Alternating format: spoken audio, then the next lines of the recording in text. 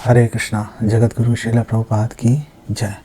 सो आज हम श्रीमद् भागवतम के तीसरे स्कंद के 11वें अध्याय पर चर्चा करेंगे, जिसमें परम भगवान के जो निर्विकार रूप है, इम्पर्सनल फीचर है काल, उसके ऊपर चर्चा की गई है। और हमारे जो साधु महात्मा इतने एडवांस्ड, इतने उन्नत थे कि उन्होंने एक सेकंड के 17वें 100 हिस्से 1/1687 सेकंड्स से उन्होंने कैलकुलेशन टाइम की शुरू की, काल की, और ब्रह्मा जी की आयु तक उठा के उसको लेके चले गए। जो सबसे छोटा जो टाइम का हिस्सा है, जिसे त्रुटि कहते हैं, ये जो त्रुटि है, इसका वर्णन ऐसा नहीं है कि इसका जो है प्रयोग नहीं किया गया हमारे शास्त्रों में। त्रुटि का प्रयोग किया गया भागवतम में 2 स्थानों पर किया गया। एक स्थान पर जब ब्रह्मा जी ने भगवान कृष्ण की गायों को चुरा लिया था, तो वहाँ पे त्रुटि शब्द का प्रयोग किया गया कि ब्रह्मा जी ने बछड़ों को और ग्वालों को चुरा तो लिया था, लेकिन अपनी ब्रह्मा जी की कैलकुलेशन के हिसाब से एक त्रुटि एक सेकंड के 17वें 100 हिस्से के अंदर ही उनको घबराहट हो गई और वापस आकर देखा कि वो क्या रहा है। और इतनी देर में 1 साल बीत गया था पृथ्वी पर। इसी प्रकार भागवतम में दशम स्कंद में वर्णन आता है, जो गोपियाँ जब भगवान से विरह का अनुभव कर रही हैं, तो वहाँ पर भी वो कह रही हैं कि एक त्रुटि जो है वो अगर कृष्ण को नहीं देखा तो एक त्रुटि उनको एक युग के समान उनको लग रही थी। तो ये त्रुटि मतलब वहाँ से उठी और फिर एक क्षण पे आई। क्षण जो है वो 1 सेकंड का 1.6 सेकंड्स जो है वो एक क्षण है। और फिर वहाँ से आगे चलते चलते जो है प्रहर आया 3 घंटे का। बीच में बहुत सारी वर्गीकरण हैं इसके, लेकिन एक प्रहर आया 3 घंटे का। और वो जो प्रहर है 4 दिन में होते हैं, 4 रात के होते हैं, टोटल 8 प्रहर 24 घंटे में पूरा दिन निकल जाता है। और फिर एक पक्ष आया। पक्ष जो है वो 15 दिनों का एक पक्ष होता है, फिर 2 पक्षों का 1 महीना, और ऐसे 12 महीनों का 1 साल, 360 दिन का समझो 1 वर्ष हो गया। तो ये जो है मैत्रेय जी ने वर्णन किया। इससे ये भी पता चल रहा है कि हमारे जो एंशिएंट जो वैदिक साइंस है बहुत विलक्षण और बहुत उन्नत थी।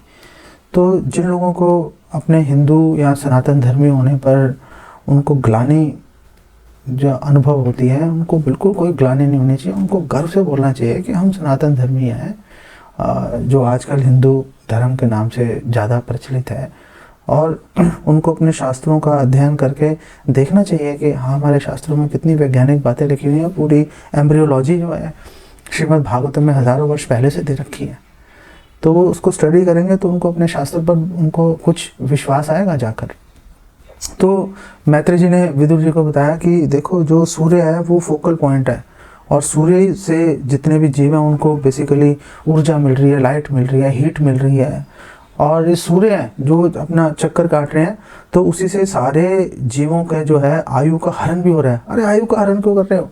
आयु का हरण कर रहे हैं ताकि लोगों का इस संसार से वैराग्य उत्पन्न हो जाए कि भाई आखिर में तो सब छोड़ के जाना है, आखिर में तो सब खत्म हो जाएगा। बेसिकली इसको छोड़ के जाएंगे तो ये विचार मन में आएगा, तो वैराग्य उत्पन्न होगा।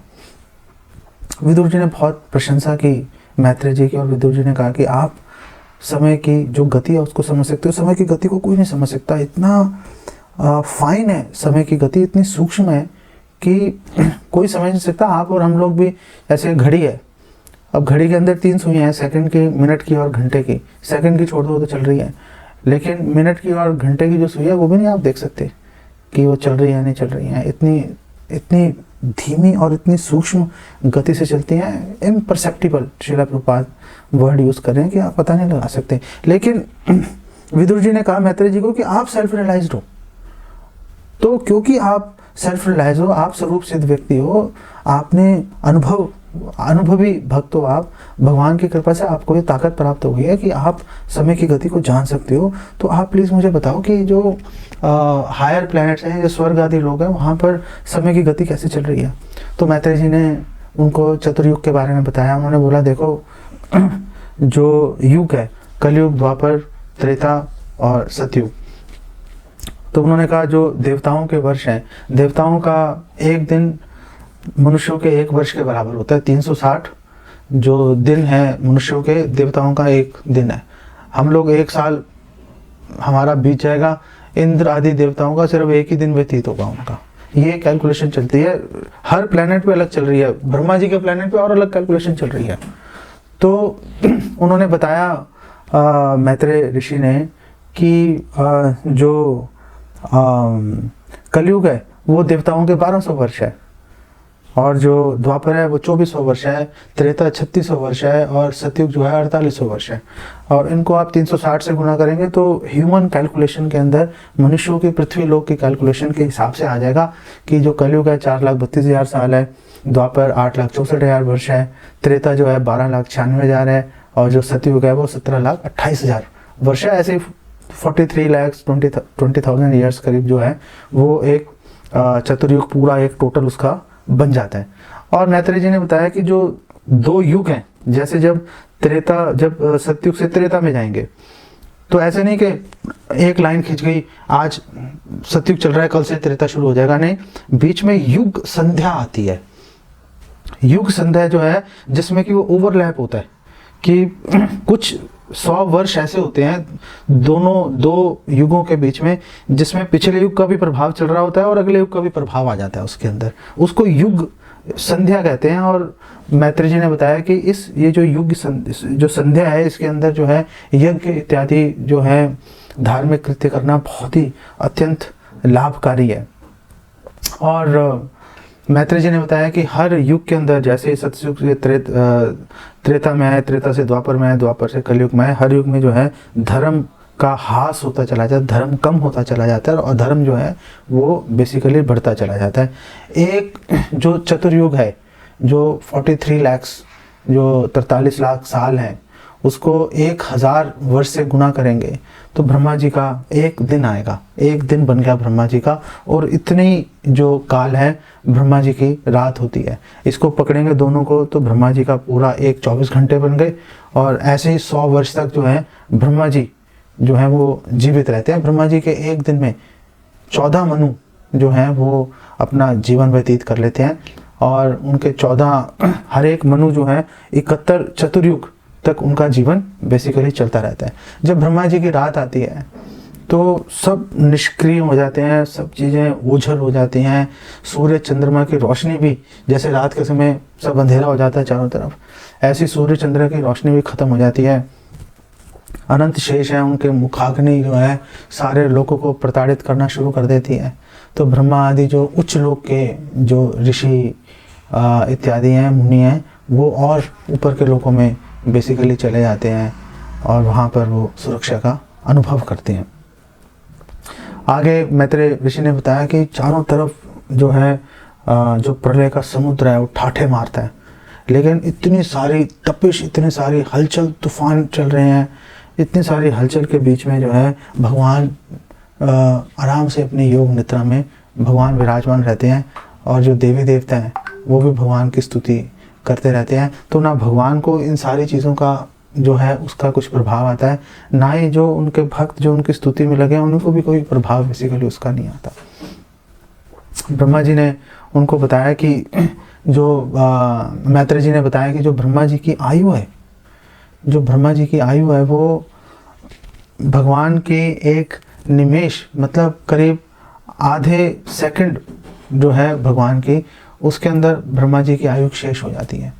और ब्रह्म संहिता में ब्रह्मा जी स्वयं इस बात को एक्नॉलेज कर रहे हैं, स्वीकार कर रहे हैं और कह रहे हैं यस्य एक निश्वसित कालमथवलंबे जीवंति रोम विलिजा जगदंडनाथ विष्णुर महान सह यस्य कला विशेषो गोविंदम आदि पुरुषम तमम भजामि। ये जो महाविष्णु है वो एक श्वास छोड़ते हैं और लेते हैं, उसी के अंदर पूरी सृष्टि चलती है। ब्रह्मा जी इत्यादि लोकनाथ जो हैं उनकी पूरी आयु एक श्वास शिव जी महाविष्णु के छोड़ने और लेने के अंदर सब समाप्त हो जाता है। तो ये उनका बेसिकली जो काल का जो प्रभाव है विभिन्न जीवों के अंदर चलता है। और मैत्रेय जी ने बताया कि ब्रह्मा जी से लेकर एक चींटी तक सब काल के वश में है, और अपनी आयु शेष होने पर सबको मरना ही पड़ेगा। जैसे हिरण्यकशिपु ने तपस्या की और ब्रह्मा जी को बोला कि आप मुझे अमरता का वरदान दीजिए। ब्रह्मा जी ने कहा कुछ और मांग लो, अमरता का वरदान नहीं है क्योंकि मैं खुद ही मर जाऊंगा। तो जब मैं ही मृत्यु से परे नहीं हूँ, मेरे पास ही नहीं है वो चीज़, अगर होती तो सबसे पहले अपने ऊपर लगाता ना, मेरे पास है ही नहीं तो मैं तुम्हें कैसे दूं, तो कुछ और मांग लो। तो फिर उसने ऊट पटांग दुनिया भर के हिरण्यकशिपु ने ब्रह्मा जी से वरदान मांगे। और एक बड़ी महत्वपूर्ण बात मैत्रेय मुनि ने बोली जो कि हम सबके लिए बहुत रेलिवेंट है। और मैत्रेय मुनि ने बोला कि देखो ये जो काल है ये केवल देहात्म बुद्धि में बद्ध लोगों पर ही अपना प्रभाव डाल सकता है। जो लोग देह स्मृति से परे जा चुके, ऊपर उठ चुके, उन पे काल अपना प्रभाव नहीं डाल सकता, उन पे काल अपना प्रभाव नहीं डाल सकता। लेकिन भक्तों की मृत्यु तो होती है, तो भक्तों की मृत्यु होती है, लेकिन हमारे शास्त्र बताते हैं भक्तों की मृत्यु यूँ होती है कि वो जैसे सोए और उठ के खड़े हो गए, और जब उठेंगे तो कहाँ होंगे? भगवान के धाम में, आध्यात्मिक जगत में होंगे। और उनको अचानक ऐसा नहीं लगेगा अरे ये कहाँ पे आ गया। जैसे हम अपने घर में सोते हैं, रात को सोए सुबह उठ के हमें ये तो ना लगता अरे कहाँ पे आ गया मैं, हमें लगता है हाँ सब स्वाभाविक है। ऐसे एक भक्त जब आँख खोलता है, आध्यात्मिक जगत में होता है वो, तो उसको लगता है हाँ ये तो सब स्वाभाविक है, मैं तो यहीं पे था, बात खत्म हो गई। तो इसी तरह से ये बात यहाँ पर सिद्ध हो रही है कि एक भक्त के ऊपर जो है काल का प्रभाव बेसिकली नहीं होता। और फिर मैत्रेय मुनि ने उनको बताया कि ये जो ब्रह्मांड है इसका जो डायामीटर है, इसका डायामीटर इसका 4 बिलियन जो है मील का है। एक मील जो है 1.6 किलोमीटर्स का होता है, और 1 बिलियन जो है वो 100 करोड़ का होता है। तो मतलब 400 करोड़ मील गुना 1.6 करेंगे तो जो हमारा ये ब्रह्मांड है इसका आपको डायामीटर इसका आ जाएगा, इसकी जो मोटाई है वो आपको पता चल जाएगी। और फिर मैत्रेय मुनि ने बताया कि जो ब्रह्मांड है, ब्रह्मांड के ऊपर 8 परतें चढ़ी हुई हैं। जो ये भौतिक पदार्थ हैं, मन बुद्धि अहंकार, जल वायु आकाश अग्नि पृथ्वी, इन सब के जो परतें इसके ऊपर चढ़ी हुई हैं। और हर एक परत जो है वो पिछली परत से 10 गुना ज़्यादा विशाल है। इसका मतलब जो हमारा ब्रह्मांड है उसके ऊपर पहली परत जो है वो पृथ्वी की है। तो पृथ्वी का जो डायामीटर है जो उसने उसके ऊपर चढ़ा हुआ है वो 40 बिलियन 4000 करोड़ मील का जो है उसके ऊपर चढ़ा हुआ है। फिर उसके बाद जल आ गया, जो जल का है, जल का जो है 400 बिलियन 40,000 करोड़। इसी तरह से वो बढ़ता चला जाता है। और एक भक्त जो है, चैतन्य चरितामृत में बताया गया, एक भक्त हरे कृष्ण महामंत्र के बल पर, भगवान की सेवा, भक्तों की, वैष्णवों की सेवा के बल पर ये सभी आवरणों को भेद कर वैकुंठ लोक में प्रवेश कर जाता है और भगवान के चरणों में स्थान प्राप्त कर लेता है। ये भक्ति की महिमा है। और ये काल की गति बताने के बाद, जैसा कि हर भक्त के लिए स्वाभाविक है, मैत्रेय मुनि ने बोला कि परम भगवान की जय हो। जो काल जो है उनके एक भगवान का एक गुण है, भगवान की एक कला है, भगवान का एक अंश है काल, भगवान का एक रूप है। उससे अधिक काल की कोई महत्व नहीं है। और आध्यात्मिक जगत में काल का कोई अस्तित्व भी नहीं है। ये जो काल है सिर्फ भौतिक जगत में हम लोगों को डराने धमकाने के लिए, हमें सुधारने के लिए काल का भगवान ने अस्तित्व बना रखा है। इससे अधिक और कुछ इम्पोर्टेंस नहीं है। एक भक्त ये बात समझ जाता है। इसको हम यहीं पे विराम देते हैं। जगत गुरु श्रील प्रभुपाद की जय। हरे कृष्णा।